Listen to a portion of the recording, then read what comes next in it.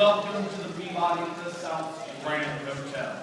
Southern novelist David Cone once wrote that the Mississippi Delta begins in the lobby of the Peabody, and that phrase is as true today as it's ever been. The Peabody's history began back in 1869, just a couple of blocks from here at Main and Monroe. Colonel Robert Brinkley was our founder. He had set out to build the finest hotel the Mid-South had ever seen and named it the Brinkley House. Now, he succeeded on that first point, but just before the grand opening, his good friend, Mr. George Peabody, passed away. Now, Mr. Peabody was not just a good friend of the owner, he was also a noted humanitarian and philanthropist. And it was in his honor that the name was changed at the last minute from the Brinkley House to the Peabody Hotel. The Peabody has always stood as a symbol of Southern hospitality and elegance, and it was so at Main and Monroe until 1923. It had been decided that we needed to expand and relocate to here, 149 Union Avenue. And so after 2 years and about $5 million in construction, on September 1st, 1925, the Peabody reopened its doors to the beautiful hotel we stand in today. The Peabody has also served as a social center here in Memphis. We have played host to countless weddings, proms, parties, and celebrations. Many of those hosted on our own Peabody rooftop, where we have a gorgeous view of downtown Memphis and the Mississippi River, as well as the Royal Duck Palace, the lavish livings of our fine feathered friends. If you'd like to visit the rooftop or the Duck Palace, I welcome you to. Just hop into the elevators after 12 o'clock today. Hit S for Skyway and take a right out the double doors. On the way back down, or while we're waiting for the rooftop to reopen at 12, I encourage us to visit our memorabilia room. It's up here on the mezzanine, just above the gift shop. And there we have artifacts and stories unique to the Peabody's history. Now we have portraits of presidents and stars who have graced our halls. We have played host to every president since Harry Truman here at the hotel. We have a piece of Elvis Presley's first contract, which was typed and signed here in this very lobby. But of course we have my favorite artifact, a memo from our general manager to the chef over at Schaeferle, explaining to him that we can have absolutely no duck served on any menu here at the hotel. And ladies and gentlemen, we're of course here to see the march of those Peabody Ducks. But if we haven't done so before, it may surprise us to learn that our whole tradition here got started with a bit of a practical joke. In 1933, our general manager, Mr. Frank Scott, and his friend Chip Brown, hunting in Arkansas. And they brought with them, of course, some live duck decoys to help them hunt. They also brought with them some Jack Daniels to help them keep warm. And the gentlemen focused a bit more on the Jack Daniels. Never quite got around to hunting, and so were surprised when they returned to the hotel and found that they had forgotten to leave their 3 English call ducks back at the farm.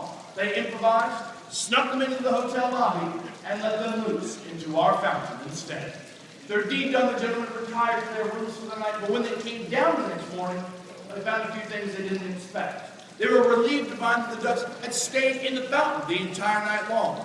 They never hopped out, flapped about the lobby, or waddled off to see the sights of Memphis. However, they were worried because they saw a crowd gathered around the fountain. They rushed over, apologized, said that they would get this cleaned up right away, but the people there said no. They loved the ducks, and they suggested that we let them stay as our guests. And so, ladies and gentlemen, we've been honoring that request, for we have had ducks as permanent residents here at the hotel for the past 79 years. Then in 1940, we had a gentleman join us, a bellman, Mr. Edward Pembroke. Mr. Pembroke was a retired animal trainer for Ringling Brothers of Barnum and Bailey Circus. He told us, if given the opportunity, he could train 5 North American mallards to march across the rooftop, ride down the elevator, and then march down our red carpet into the lobby fountain every morning at 11 o'clock. There they would stay until 5 p.m. when he would usher them out of the fountain, march them back up the red carpet, up the elevators, and back to their rooms. Mr. Pembroke went on to march ducks with us here in Peabody for 50 years. He also took the ducks all across the country. They were on The Tonight Show with Johnny Carson. They were featured in People magazine. He and the ducks even made a very special guest appearance on Sesame Street for National Rubber Ducky Day.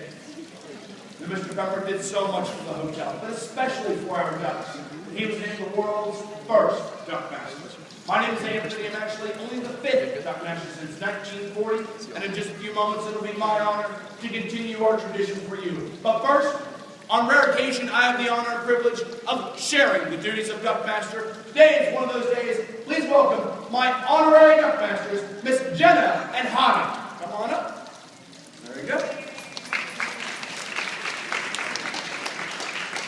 And ladies and gentlemen, I want us all to know what it means to be an honorary DuckMaster here at the hotel. It is an official station, it has official duties, and as such, it has an official proclamation. Whereas the daily march of the world-famous Peabody Ducks is a time-honored tradition, begun in 1933 and attended by countless visitors. And whereas the care and protection of the Peabody Ducks must be attended to on a daily basis, and can only follow the persons of high standards and great distinction, and whereas you are such people, be it resolved that on December 19, 2012, Jenna and Hannah have been chosen honorary DuckMasters.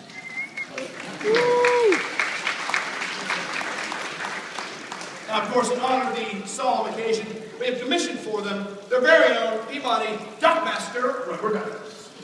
Yeah. Now, in just a few moments, we're going to march the ducks across the rooftop. We'll ride down the elevator, but at precisely 11 o'clock, the music will roll and the ducks will march.